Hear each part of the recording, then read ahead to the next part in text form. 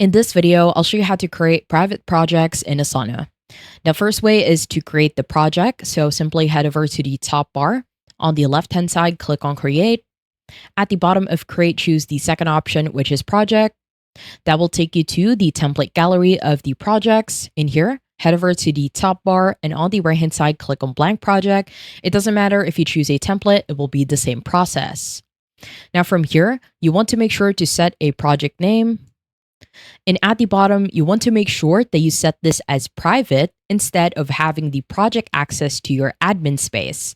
Once you do that, it will automatically make this project private and you will only have access to it. So at the bottom, click on Continue. From here, we will click on Create Project and we will set the default views. And once you do that, if you head over to the top and right corner, as you can see, you only have yourself as the collaborator. Now, let's say you already have a project created and you want to set that as private. So on the left-hand side, click on the exact project in which you want to make private. That will take you to the overview. At the top and the right corner, click on the blue button to share.